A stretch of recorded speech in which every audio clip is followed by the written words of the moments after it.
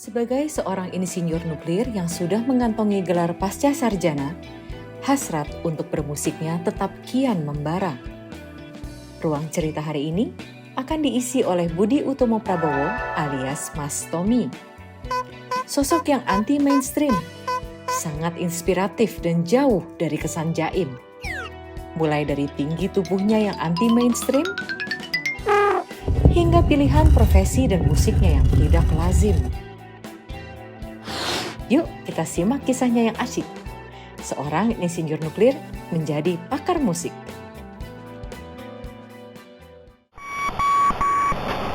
Perhatian. Anda sedang berada di ruang cerita santai non-edukatif bersama Seminar Edukasi Musik.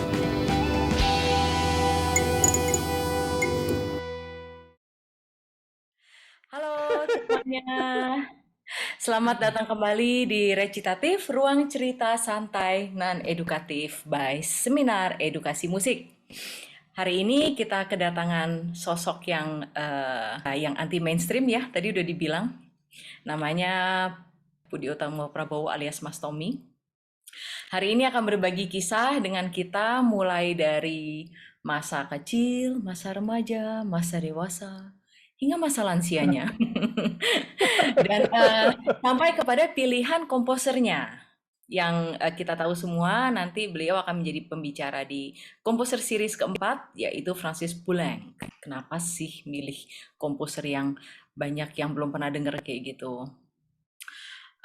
Hai Mas Tommy, makasih sudah bergabung.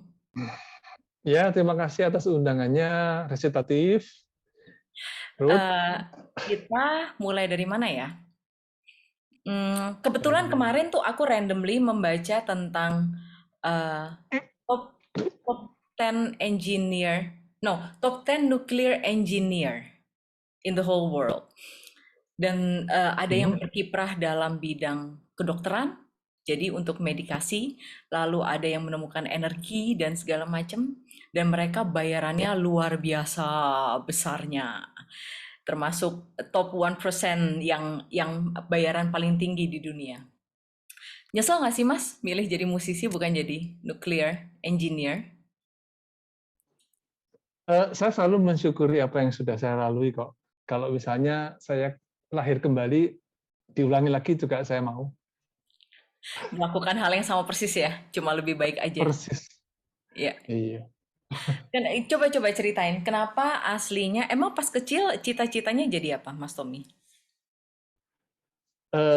Ya saya tahu bahwa saya senang musik, saya belajar piano, tapi itu kan di daerah ya. Kita kan nggak tahu daerah itu sebetulnya sudah menyediakan fasilitas atau pendidikan yang cukup gitu. Saya dari Semarang, jadi waktu itu saya pikir wah nih saya sudah ya kayak paling pinter se-Semarang pada waktu itu lagi gitu kan. Saya mau jadi pianis gitu gitu ya. Ada yang menawarkan beasiswa gitu ke Jerman. Kalau nggak salah ya, saya masih nggak gitu sadar sekali waktu itu. Tapi lalu orang tua bilang nggak usah deh, jangan jadi musisi gitu. Ya saya ya zaman itu kan orang nurut-nurut aja gitu kan. Terus mau sekolah apa? Nah ini juga saya ambil nuklir, akhirnya ngambil nuklir, tahu ada jurusan itu gara-gara waktu itu jurusan itu baru dan datang beriklan di sekolah saya gitu. Terus saya pikir ini kan orang nggak ada ya orang kan nggak ada yang tahu ini mau pelajari apa kan, jadi kalau saya ambil mereka nggak bisa komen apa-apa gitu aja. Jadi orang nggak usah, biar orang nggak kebanyakan ngomong, kita ambil jurusan yang orang nggak ngerti jurusan apa itu ya. Ya nggak ngerti, ya walaupun saya juga nggak ngerti itu apa gitu ya. Oh jadi nggak ada bayangan sama sekali waktu ngambil itu? Ada bayangan bahwa saya langsung dapat kerjaan gitu aja. Oke. Iya. Ditawarin beasiswa ke Jerman itu untuk piano. Untuk piano ya. Jadi waktu dari kecil itu Mas Tommy sudah sering manggung, sering tampil sebagai Ya pianis. buat ukuran sekarang itu ya bukan sering ya, Ya tapi buat ukuran zaman dulu. sekali-sekali gitu. buat ukuran zaman dulu itu saya sering gitu. Apalagi di Semarang ya, mungkin di Semarang tidak seperti di Iya, kota-kota. iya. Oke, belajarnya di mana? Dengan siapa pianonya? Terakhir sekali dengan yang guru dari Surabaya sebetulnya, tapi dia tinggal di Semarang, Greta Adi Wibowo namanya. Ya. Hmm, Ada satu perkumpulan guru musik yang dulu disebut Yayasan Musik Semarang.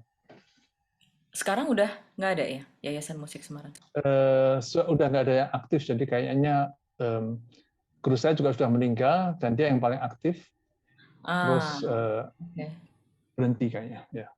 Oke, jadi dari situ Mas Tommy juga banyak kesempatan untuk tampil panggung, jadi orang mungkin kenal dan menawarkan beasiswa gitu ya. Iya, Jaya Suprana tepatnya. Oh, oke. Jaya Suprana yang menawarkan. Oke. Ya. Berarti beliau melihat bakat Mas Tommy yang tidak terlalu terpendam dalam, tapi sudah terlihat. Terus berarti waktu SMA di SMP SMA di Loyola ya? Di Loyola SMP di Domenico. Oke. Nah dari situ akhirnya memilih jurusan apa teknik Teknik nuklir nuklir. di Ya, ke Jogja. Ya, Yogyakarta di UGM. di UGM. Saat itu Ya, apakah angkatan benar-benar? pertama. Ya, Oh angkatan pertama banget.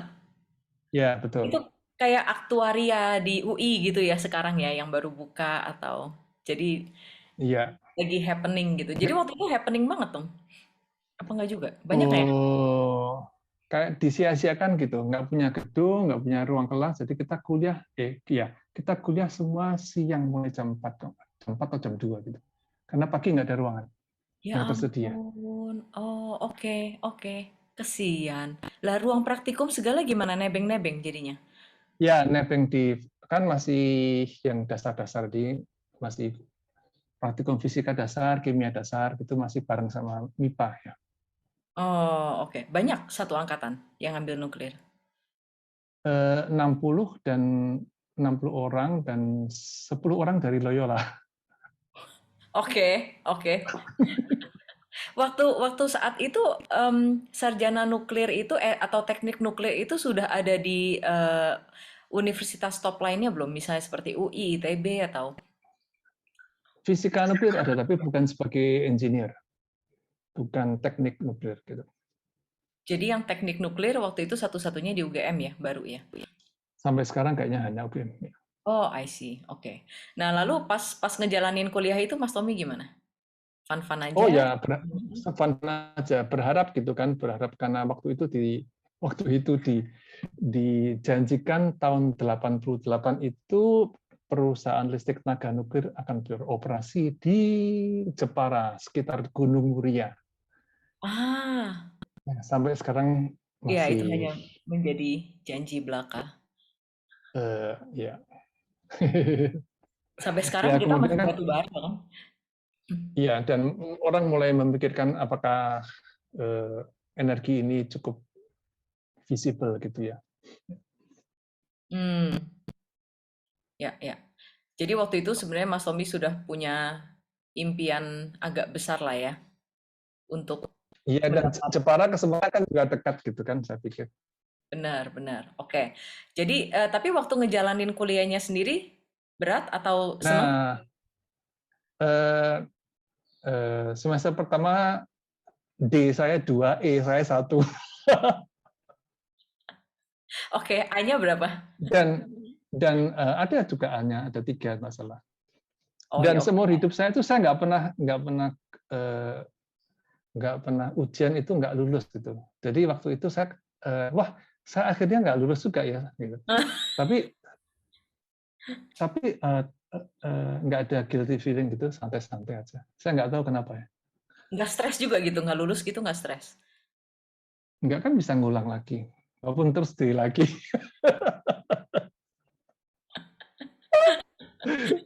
Makanya kalau saya dari SMA udah terlatih, SMP SMA udah terlatih. Nilai merah itu sudah sering, jadi mental sudah terlatih. Ah, ya saya nggak bisa dikatakan tidak tidak bersinar lah ya di teknik nuklir. Yang memanggil-manggil saya lagi untuk bermusik sebetulnya saya aktif di pusat musik liturgi. Ya, kalau Hmm, tahu itu yang Romobrir mengembangkan ya. musik gereja mengembangkan musik gereja Katolik. Di situ juga ada musik baratnya gitu kan. Lalu saya senang, saya ikut kur namanya Vokalisa Sonora, saya ikut main orkesnya, jadi saya belajar biola lagi. Saya belum tahu kalau di Jogja itu ada akademi musik waktu itu. Hmm, hmm. Jadi waktu kuliah di UGM itu Mas Tommy cari sarana bermusiknya di PML, Pusat Musik Liturgi itu ya. Ya karena pagi saya nganggur sampai siang kan. Oh iya, kuliahnya cuma sore. Ya ya ya. Oh Iya. makanya nggak stres kali ya, dapat nilai jelek juga.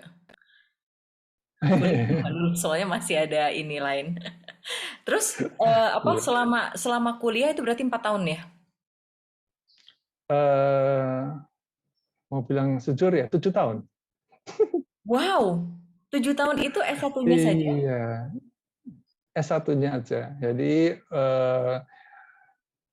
apa namanya, program 9 semester saya selesaikan dalam 14 semester. Itu kenapa? Apa karena Karena emang nggak niat, nggak minat, karena nyambi itu atau? cukup itu cukup lumrah sih waktu itu. Oke, pada saat itu Ya. semuanya juga begitu gitu.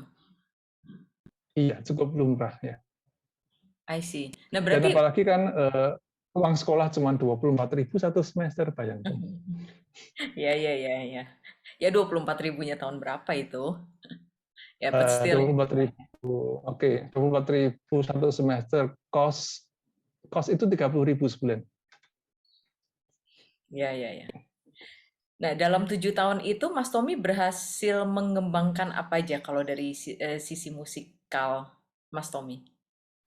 Sisi musik, sebetulnya saya kesepian dengan main piano gitu aja. Jadi Hmm, saya cukup meledak-ledak kepingin bermain musik, tapi kok selalu sendirian gitu. Ya karena di Semarang kan nggak ada apa-apa ya. Lalu saya senang sekali waktu ada di PML itu. Lalu saya baru tahu bahwa ternyata Romo Brir itu mengajar bentuk analisa di sebuah sekolah musik gitu. Lalu tiba-tiba terus saya ditawarin itu tahun 81 akhir gitu untuk nonton konser perpisahan Akademi Musik Indonesia dan Paduan Suara karena mereka akan tampil di Jakarta lalu konser di Jogja terakhir kali gitu. Terus saya nonton dan itu pertama kalinya saya nonton orkes simfoni live gitu ya. Mainkan Eroica wow. Beethoven ya. Dan itu berkesan sekali sama saya. Terus saya bilang saya mau sekolah di sini gitu. Ya ya ya. Terus saya nggak ngomong dengan orang tua. Terus tiba-tiba setelah semester kedua di AMI di Akademi Musik saya bilang aku sudah semester 2 gitu aja. Ya karena uang sekolahnya juga cuma 12.000 bayangkan nggak ada artinya. Oh, jadi itu sarjana satunya ngedobel ya, S satunya ngedobel. Saya S1 nggak di AMI saya nggak selesaikan. Oh, sampai tahun ke? Nggak tahu saya berapa karena saya cuma datang tapi nggak pernah kuliah nggak pernah ujian. Ya Oh, ujian sih, saya ujian biolanya udah sampai selesai sampai tamat gitu. Tapi kan ada KKN, masa saya ikut KKN harus 2 kali gitu iya iya iya iya iya. dalam Males waktu banget. itu. Saya pikir ya lalu di di nuklirnya udah lulus, terus saya pikir tinggal aja. Saya mau Oke. kerja ke Jakarta aja. Ya. Jadi emang sebenarnya ke AMI itu yang sekarang isi ya sebenarnya ya. Betul, Sekarang isi ya. sekarang isi. Dulunya AMI ke AMI itu sebenarnya untuk cari pengalaman aja, menimba ilmu gitu ya. Eh, bukan sih, saya cuma cari teman aja. Cari Oke, Cari oke. cari teman yang punya passion sama, karena susah cari sih. Iya Dan iya iya. tiba-tiba menemukan di situ semuanya kayak gitu kan. Betul betul. Semuanya senang musik, Ya, semuanya ngomongin musik, iya. betul, betul. Ya. Heeh, Dan heeh. karena saya pintar main piano, jadi teman saya banyak sekali karena mereka butuh buat ujian. Betul betul. Butuh pengiring ya. Ya. Heeh, Iya, heeh. saya bisa ngiringin kalau ujian itu dari jam 8 pagi sampai jam 7 malam. itu nggak istirahat, disuruh dikasih makan siang aja enggak. Astaga. Ya, Dan tapi saya jadi tahu banyak sekali repertuar dari hmm, konserto, dari sonata klarinet, sonata dari aria opera. Jadi saya tahu lagu banyak sekali yang ternyata ada gunanya setelah saya memutuskan jadi dirigen gitu. betul, betul, betul. Ya, ya. Atau mungkin memutuskan jadi dirigen karena banyak ketertarikan akan banyak repertoar yang sudah dilalap itu juga kan ya. Sebab akibat mungkin ya. Itu bertahun-tahun kemudian baru Iya, iya, kepikir. iya, iya. Oke, Ya. oke. Kita kronologis aja. Nah, setelah lulus S1 UGM ke Jakarta jadinya. Ya, ke Jakarta waktu itu suruh milih kan, mau milih badan tenaga atom yang ada di mana, dari mau tetap di Jogja juga ada kan, di Jogja, di Bandung, di Pasar Jumat, di Mampang Perapatan, atau di Puspitek Serpong. Saya milih ke Serpong. Oke. Ya. Kerja. Kerja, kerja. Ya, karena saya pikir hampir semua teman saya langsung dikirim ke luar negeri. Maksudnya ya ada tes gitu, terus dikirim ke luar negeri. Dan saya kepingin sekali ke Amerika. Oke, oke, oke. Nah, terus gimana tuh kerja? Kerja sebagai? Ya kita ikut seperti jadi calon pegawai dulu, lalu apa gitu ya, ikut seperti. Tapi saya tidak tidak tidak merasa bahwa saya melamar pekerjaan gitu, karena kayaknya lancar-lancar aja langsung gitu. Go with the Jadi sebetulnya waktu saya mahasiswa, mungkin istilahnya tahun keempat, tahun kelima gitu, Mm-mm. tahun kelima itu saya baru semester berapa waktu itu ya, masih banyak yang belum selesai lah. Eh, saya sudah diangkat jadi calon pegawai, jadi saya sudah digaji. Ah, oke, Ya, oke. namanya capek sudah dikasih sekian persen gitu. Tapi karena malu, nggak pernah datang, jadi kadang-kadang sampai 2 bulan nggak saya ambil gitu. Sampai dikirimin surat ini tolong diambil, soalnya kita lapor aja susah gitu. Tapi ternyata Oh, teman-teman juga gitu, pada malu ngambil gitu. iya ya, ya secara belum kerja gitu ya. Iya, dan uang segitu tuh di Jogja banyak sekali. Hmm, ya, ya, ya. Ya. Oke. Nah, terus selama di Jakarta jadi lanjut explore musik lebih lanjut dong ya? Haha. Nggak terlalu. Iya, saya cari kos yang di Jakarta yang dilewati oleh bis kantor. Hmm, Ya, pertama di Setiabudi, setelah itu saya pindah ke Cisanggiri di Blok G, Blok S itu. Santa. Iya, entah kenapa ya. Terus waktu itu saya akhirnya bisa ketemu. Enggak. Kontak saya yang pertama gara-gara Bagus Wiswakarma, itu pemain biola dari Jogja, yang waktu itu dapat beasiswa ke Jerman juga. Hmm, Dan dapat beasiswanya dari Pak Ati Bagio, yang hmm, waktu itu pegang sebuah komunitas yang namanya eh, Bina Musika. Ya, ya. jadi ada orkesnya di Jalan Kimia situ, ada tempat kursusnya juga yang mengajar rata-rata anggota Orkes Simfoni Jakarta. Oke. Terus mereka Lalu kena. latihan bersama setiap hari Minggu, lalu saya dibawa ke situ juga kan, karena saya yang main piano untuk Bagus konser di Jakarta gitu. Jadi saya dikenal juga. Lalu, nah saya masuk ke komunitas itu, saya sempat jadi solis piano, terus apa ya? Terus kenal dengan orkes,